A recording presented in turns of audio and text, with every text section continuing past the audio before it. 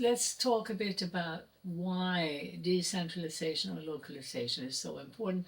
And what do you think? Do you remember when that sort of pin dropped for you, when you realized how important scale was? And do you remember when and how that happened? Yeah, I think that for me, the pin dropped when I started being active in the peace movement in the 1980s and concluded that just marching in the streets and uh, engaging in cosmic screams against the military machine were not necessarily the most effective tools. And I started to notice that both citizens and cities were getting involved in foreign policy in interesting and effective ways. And the city piece was particularly impressive to me because you saw in the 1980s that critical masses of cities divested from South Africa and then reversed the national policy, which had been up to that point supportive of the apartheid regime through constructive engagement. And then you saw cities engaging in nuclear free zones, which was a way of removing nuclear industries from their perimeters. And you saw cities that were engaging in sister community projects with El Salvador and Nicaragua, which were not just about cultural exchange, they were also about raising consciousness about the impacts of U.S. foreign policy there. So what it taught me was is that if you take this big abstract thing called foreign policy and reduce it to a bite size, what is the way in which that problem influences me locally? What is the way that my locality can successfully and positively influence and remedy the problem? It makes a huge difference. And it also helps to personalize the problem so that people get to know who the victims are and who the perpetrators are. And you start, it's the storytelling and the personalization that in a way, sucked me into localization in an era, in a category, namely foreign policy, where the assumption is that has to be done out of the nation state. So it's sort of that was the first thing. And then the second thing that happened is that after about 6, 7 years of doing that in the peace movement, we moved our municipal foreign policy focus to the environment. And we were very concerned about the release of chlorofluorocarbons, CFCs, and halons into the environment, which at that point were punching a hole in the stratospheric ozone layer. And we held a conference, a treaty conference, which we called SPA, the Stratospheric Protection Accord. And SPA involved maybe about 25 US mayors and 15 Canadian mayors. And we made it, we basically announced we are doing a treaty among cities, and these mayors are committed to going back to their community and implementing these commitments and removing CFCs from their economy. And it was wildly successful. It got great press. And I think it helped to influence the commitment to move ahead in Montreal, at least from the United States' and Canada's perspective. So it taught me, again, the power of moving from the grassroots and pushing up. And so it was just a matter of time before that same logic would insinuate itself into my thinking and into my practice with economics. And when were you actually trained as a lawyer and when were you trained as an economist? So Which was first? so I studied economics as an undergraduate in Stanford, but it was really economics with a sustainability and energy twist Yeah. on it. And then when I went to law school in between 1989 and 1982, I had every intention of being an energy policy lawyer. But I really did not like the law as much as the policy pieces and the politics around things. So by the time I was done with law school, I was thoroughly involved in the peace movement and thought this would be a much more interesting way of proceeding. And I should say, I mean, this is an absolutely true story that um, my first and only interview with a corporate law firm was in the beginning of my second year of law school. I spent a day interviewing with Kirkland and Ellis in Washington, D.C. I had basically an hour with each of four partners. The first partner was representing the American Petroleum Institute. The second, the American Tobacco Institute. The third was representing chocolate manufacturers that were trying to fight regulation of children's advertising on TV. And the fourth was representing the asbestos industry. By the end of that day, I realized if I spend 10 seconds working for these people, Yeah. I could do a lot of bad in the world. So I resolved if I have to sell hot dogs to earn money and everything else volunteer, that will be a better career than sticking around with the law firms, right? Uh, I we, say with pride that I am the lowest paid member of my law school class. and aren't we lucky that we have been able to do things without, somehow just realizing that if we went into the mainstream, we would just be part of the problem. And luckily, what we've done has been so meaningful and so enjoyable, really. Although we've Yes. both been working very, very Yeah. hard, and and would you agree also that sometimes the most frustrating thing has been dealing with people who've been committed to a narrow analysis? So the archetypical left leaning intellectual, how difficult it was to persuade them of the need for decentralization or human scale. Can you Right. say a bit about that? Yeah, I think that there is a belief, honestly, both on the left and the right, Yeah, that the state is the savior. yeah, And on the left, the belief is you need a state to construct a strong social welfare set of programs. You need the state to regulate global corporations. You need the state in order to have efficiency in governance. And none of those things turned out to be true. yeah, That, as you pointed out in one of your talks the last few days, that the social welfare programs were really just the surplus extracted from the petroleum industries that led to these short-term profits of these governments. That um, the centralized administrative state was not efficient. It often operated in violation of people's basic rights and needs.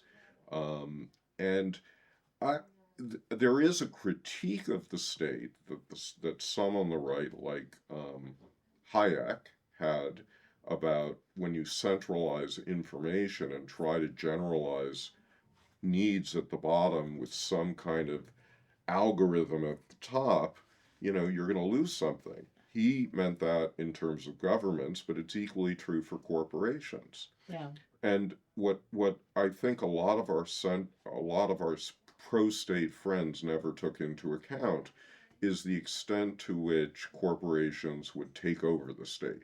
They run it.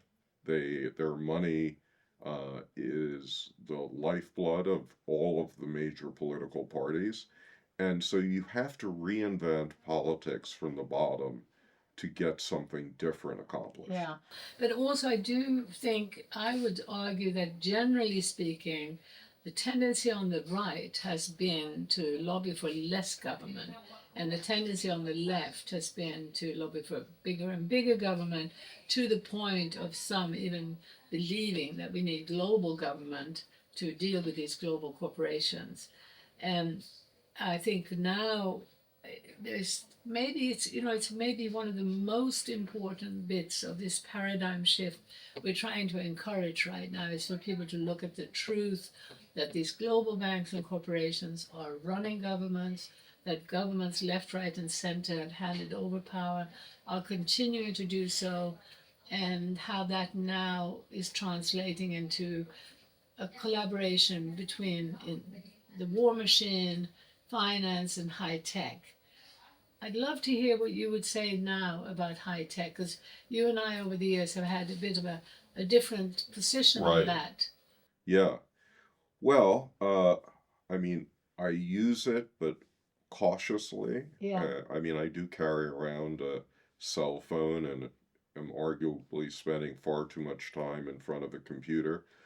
But I also would readily acknowledge all of the downsides to that too. And having had two children who both got addicted to media, and in the case of one of my kids, became subject to cyberbullying and abuse that way, and all of the all of the problems that flow from that. I do think we need, yeah, we need a real deep rethink of our relationship with technology. The one place where I feel in absolute alignment with you about technology is the magical belief that if we just apply the right technology to money, we can somehow solve all of our problems. The part of technology that makes me most nervous is the use of technology for money and the belief that this will solve all kinds of problems magically at the local level. And the truth is, any money that you don't know where it comes from and where it's going is a problem. And digital currencies really are just an invitation for hiding the answers to those questions in cyberspace in a global way.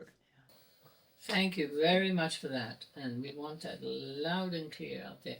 Because there's so many idealists who are putting their hope into these new cryptocurrencies, and they were all excited about Bitcoin, and then later on they, yeah, no, we understand, uses a lot of energy, a lot of water, but no, this new one is different. And no one understands at all. No one can tell you how blockchain works. Right. So this exactly. And listen, I think there's a lot of misunderstanding among our friends and allies about money.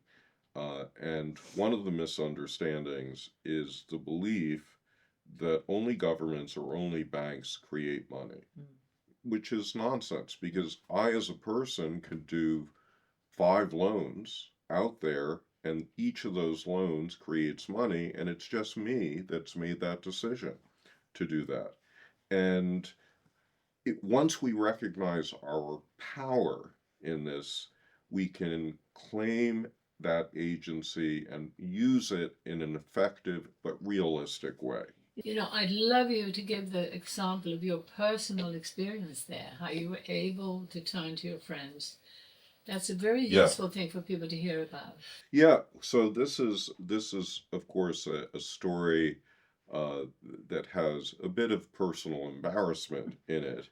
But in 2008, I was uh, rather at the unfortunate end of three bad events.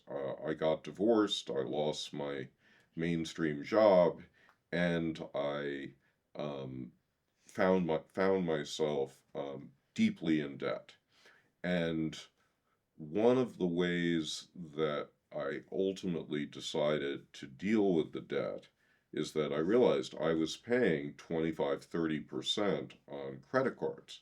So I approached people that I knew in my community who I knew had some means, and I said, look, I'm paying 30%, you're probably getting 5% on whatever your investments are post financial crisis. How about if we choose some number in between 7, 8, 9%? So I completely crowdfunded my way out of debt and saved myself, I would guess, about $100,000. And it just made such a difference. And the first person I approached, she said, this was a relatively wealthy woman, I won't use her name, but she said, I know this was really hard for you to reach out to me, but I wish more people would do so Mm. because we need to be helping one another this way. In the United States, we're given a lot of quotes from people like Ben Franklin that if you engage in financial transactions with friends, you're going to lose friends. So, what has that led to? That means we do all of our financial transactions with people we don't know. And those anonymous transactions have created much worse problems. It's better that we work with our friends that we know and we love and figure out how it is we manage the risk and manage the benefits in a very realistic and personal way. And exactly, when we turn to each other and we realize that both of us being enslaved to the dominant top-down systems, we're both losing out. Like you said, they were getting much less interest, you were paying much more. It really sums up why when we turn towards each other and we do so with the benefit of experiential knowledge of one another, where there is a certain level of trust, accountability, visibility of what's going on, it's magic what can happen. And that's why I also love, the local investment groups that just decide to pool sometimes only $100 each, $1,000 each to create the infrastructure or to support a business they care about or to support a farm. That is the essence of the localization movement. Can you say more about examples that you know of there, um, where this magic of turning towards each other instead of being dependent on anonymous institutions makes a world of difference? Yeah, well, I mean, as you know, the area that I have most focused on in recent years is finance, because I feel like um, as long as we continue to invest our money in banks or in other kinds of institutions, funds that are indifferent to local economies, we will not get local economies. And that is the problem now. Even, and this whole distraction of impact investing and ESG investing, where you put on these simplistic criteria for publicly traded large companies, that is not moving us at all in the direction we need to go in. In fact, can I say, because it pretends to be moving us in the right direction, it's sucking up so much attention, money. What they're actually doing is reinforcing a structural, systemic path in the opposite direction. And luckily, people are beginning, the whole localization movement, the paradigm shift we're encouraging is beginning to gain a bit of visibility. And so there are people now beginning to say, there is a much more realistic, practical, and effective way of doing what we want to see in the world, to support what we really want to support. Yeah, I think it's very important to that people know that they have local investment options if they look for them. It's hard sometimes to find them, but I do see some interesting initiatives in the United States and elsewhere that have moved the ball of local investment significantly down the field. So one example that I love is something called Lion. Lion stands for the Local Investment Opportunity Network, which has been in Port Townsend, Washington since 2007. And it started as a potluck dinner that just brought together local investors and local businesses. And they don't talk about specifics of potential investment deals because that would be a violation of our securities laws. Instead, they're just putting together relationships. And it turns out that relationships are at the root of successful local investing. So these relationships have actually led to $1 million per year in new local investing in a town of 10,000 people. Okay. So to me, if you're in a community with 100,000, or, multiply that number by 10, you should be doing $10 million of local investment per year. If you're in a million person community, you should be doing $100 million of local investment per year. And I think this is going to start happening as we let people know about what local investment alternatives are. And one of the things that people forget is that investment in themselves, investment in their kids, is a form of local investment. So, my most successful investment this last 2 years has been putting solar on my roof and getting all but unplugging from the utility, Southern California Edison. Huge rate of return we get from that. We could put on a greenhouse, and which we don't quite have the real estate to do that, but I think we could manage to do it and do more of our local food growing. So I feel like there are other elements of my household bills that we could systematically localize. We could do more local food growing in and around our house. Because we live in a very hot climate, we might need a greenhouse for some of that. We could do more actually of our own water collection and unplug somewhat from our water utility. And all of these acts of localization, we tend to miscategorize them as consumption or purchasing, but in fact, they are investments in our future. And investments in a freer, more enjoyable future with less pressure, because they're actually liberating us from this huge imprisoning system where we have to run faster and faster just to put food on the table and a roof over our head. But I would also like to say that with all of those things you mentioned, that the mileage and the sort of gain can be improved if we link up with a few others. So, for instance, for local food systems, it can become much easier if we can find either a local food initiative in our area, Right. link up to that, or help start one. Yep. And as long as we've turned the I to a we, it becomes much easier to do and more enjoyable as well. Yeah, absolutely. And we, we in where I live in the Coachella Valley in California, we have a lot of farmers there. And they are, I feel like more and more of them are trying to redefine their relationship to farming with direct relationships with consumers and communities. And so, yeah, we need to make this happen. And we need to make that happen by getting basically getting the information out there that this is happening around the world and that it brings with it multiple benefits for both the farmer and the consumer. Yes.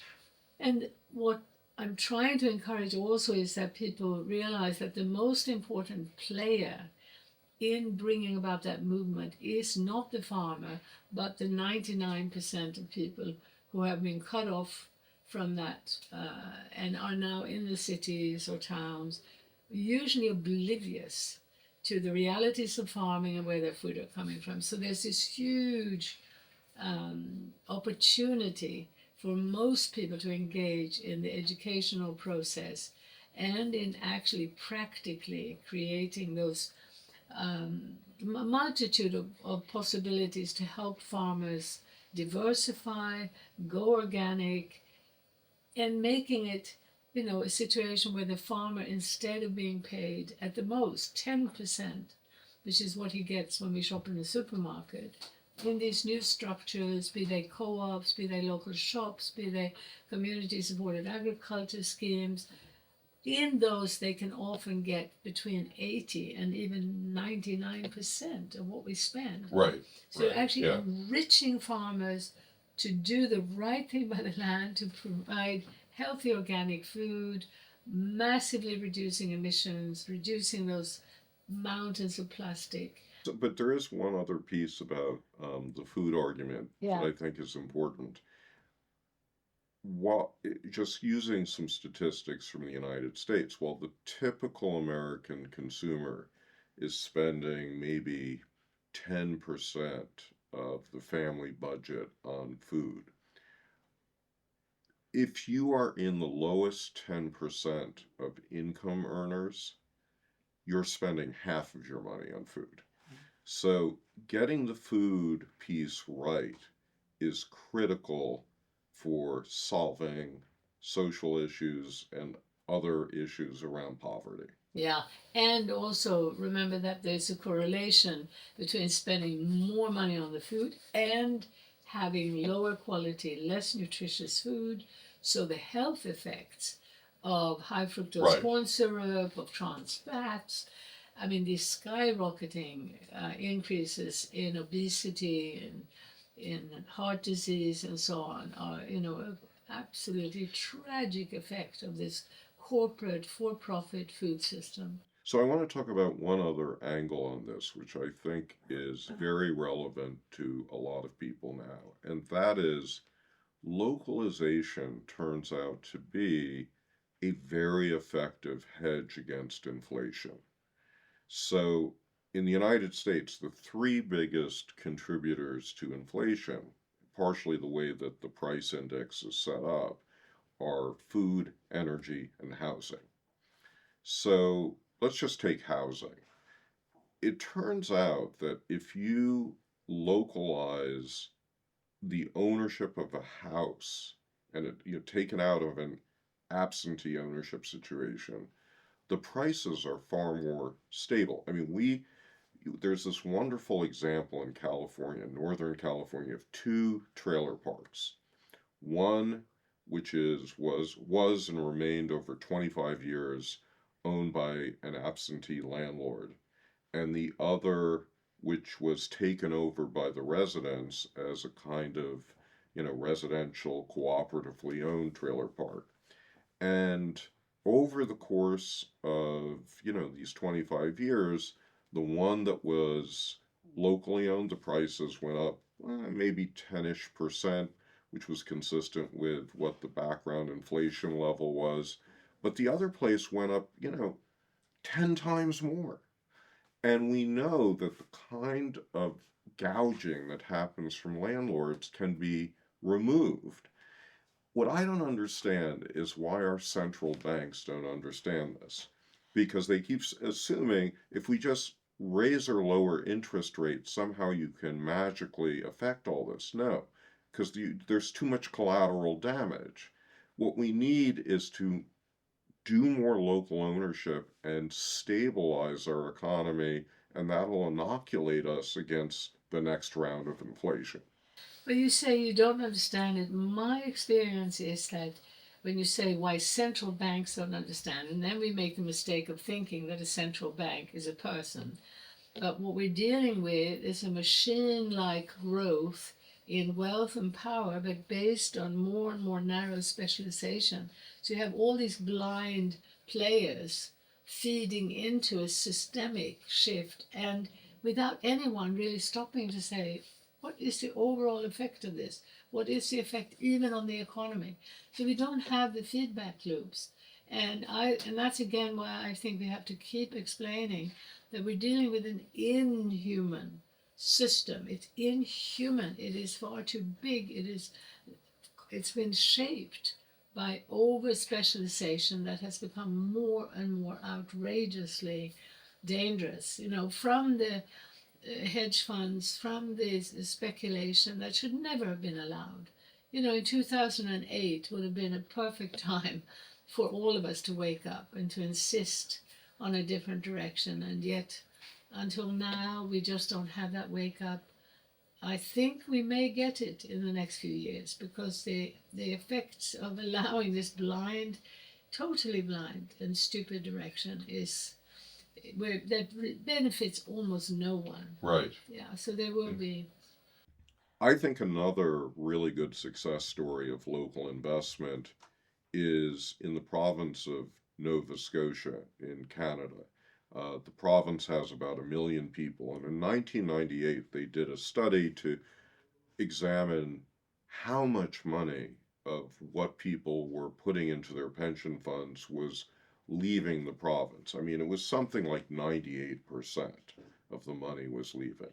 So they decided, let's create some structures that make it possible for communities to create to have their own pension funds.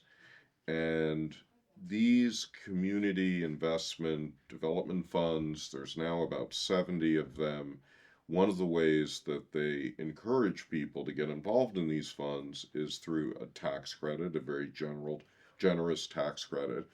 And so here we are 25 years after this program was implemented. It has moved hundreds of millions of dollars out of global finance and into local businesses. And it has created thousands of jobs. And there was a recent study that looked at, well, okay, the tax credit cost taxpayers something. How many jobs did they get for a dollar? And it turns out that the cost of a job was about $500. To put that in perspective, in the United States, we recently had more than 700 communities bidding for Amazon, and most of them were prepared to spend about $500,000 per job. So this is a very cost-effective kind of economic development. So I think one of the selling points for what they accomplished in Nova Scotia was that these pension funds were started and run by members of the community, not financial professionals, and they were investing by law exclusively in small scale Nova Scotia businesses. The one that I have the best relationship with is called FarmWorks. And FarmWorks, I believe, has had 10, 12 rounds of raising capital.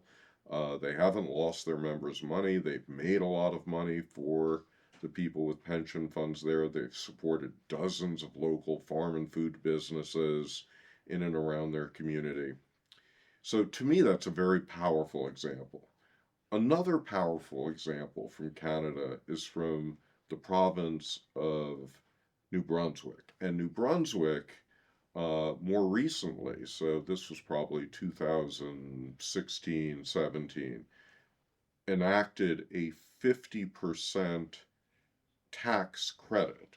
So for every dollar a New Brunswick resident puts in a local business, they get 50 cents off of their taxes. So it's a very powerful way of incentivizing people to figure out ways of moving their money into local businesses in New Brunswick. And so we took this idea and brought it to the state of Michigan.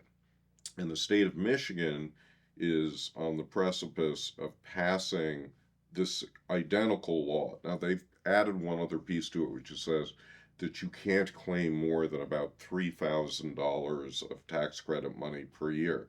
But still, what's interesting about what happened in Michigan is that it was initially introduced by Republicans who hate taxes, and then they got scooted out of office, and now the Democrats have reintroduced the exact same law and call it a pro-community measure. So I think if we can get more states to do this, we will create a lot of incentive, not just for investors on their own, but their advisors to say, hey, have you seen this great opportunity here for moving your money? It's so wonderful to hear that these bottom up initiatives have translated into changes in the law, and that as the success becomes visible, people are emulating it. We're certainly seeing that in the local food movement worldwide, that people see it works. It has these multiple benefits, and to see that happening in finance and see it happening in the United States, which of course is known as the most ruthless corporate, state on the planet, But interestingly enough, a lot of the innovation, that you've been a leading member of, and in other projects, I think partly because the corporate system, without real government support of any kind, is so destructive that people have sort of had to turn to each other to look after each other. And I hope we can really get these examples out more widely. Yeah, and honestly, the other thing that's been very helpful to us in the United States is that we are somewhat decentralized. So we have 50 state systems, and we can sort of shop around and figure out one or two states where we can launch some kind of interesting experiment, and if it works, then we can start replicating it in other states. So also now, you want to say something about ethical banks? My experience is that it's a nice word that often covers something not so nice, and on the other hand, we do need to look at different forms of banking. So what do you say about ethical banks? Right. So banking is such a complicated area because uh, in different countries it means different things. But generally, people have a bank that they put money into their, uh, and they keep some amount there that they can withdraw for expenses. Sometimes they'll put it into longer term savings instruments, and they'll draw it out for education or if they have particular health need. So banking institutions are very important, but unfortunately, the large banks tend to move capital out of communities with lower rates of return and move that money into communities with higher rates of return.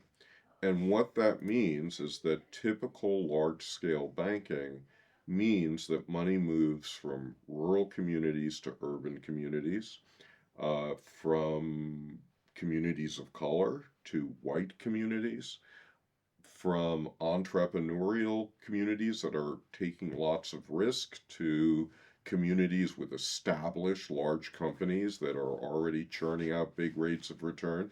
So it turns out that big banks are very destructive of certain kinds of communities that are already distressed. So getting banking right is key for, I think, reestablishing the vitality of distressed communities. Over the last 5-ish years, I've worked a lot with Native American communities. Most of them have no bank whatsoever. A few have an outside bank that is very unreliable in the services that they deliver. And a couple, like the Lakota, have their own credit union, which is really a centerpiece for growing the economy. So when you ask about ethical banking, to me, ethical banking is committed to two things. It is committed, first of all, to supporting businesses with high social standards, which means high labor standards, high environmental standards, good governance standards. But, and this is the second piece that is often lost, that they are locally owned businesses. Because if you wind up just supporting high, say, environmental standards, but without local ownership, you're back in the problem with traditional ESG, where we are putting our money into Fortune 500 companies that pretend to be responsible but really aren't. So I think that there are some ethical banks out there that understand this and try to increase the community content. But whenever someone sees the word ethical banking, your next question is ethical where, at what scale, what kinds of businesses do they support, are they locally owned? Yeah, and also because we need to be aware that when you're operating globally without any accountability, no overview, you can add all kinds of nice labels to what you do: ethical, organic, sustainable, regenerative, and it has become now year by year, easier and easier to do that as the power has centralized at the global level, and there's no one there to actually see what's actually going on the ground. And that's why, for me, the localizing part of it is equally important when it comes to the environmental criteria as it is for the human and social effects. Yes. And part of it again is people need to remember that one reason we do all of this local economy building is yes, you want to get a private rate of return from your investment, but when you invest locally, you also get a social rate of return. And what I mean by social rate of return is that if your investments locally are succeeding, you're providing a lot of jobs, they're paying taxes, that's good for your education system. People are usually happier in that situation, and it redounds to you as a return. It's hard to put a number on that, but we know it's not zero. Well, I want to put a number on it, and I want to say that it's worth 1,000% more than the pure financial return. In other words, that we know that as human beings, we have this inborn evolutionary need to feel a sense of belonging, to feel that we're part of something larger than ourselves. And so, as we get the feedback and the appreciation for what we do, whether it's contributing with our work or contributing with our investment, that element, which can't be easily quantified, we need to really stress again and again that it's worth the world. It's ultimately about our happiness, and that happiness is about our well-being, psychological well-being, which affects our physical well-being. And that's why, we call localization the economics of happiness. Agreed, agreed, totally agreed.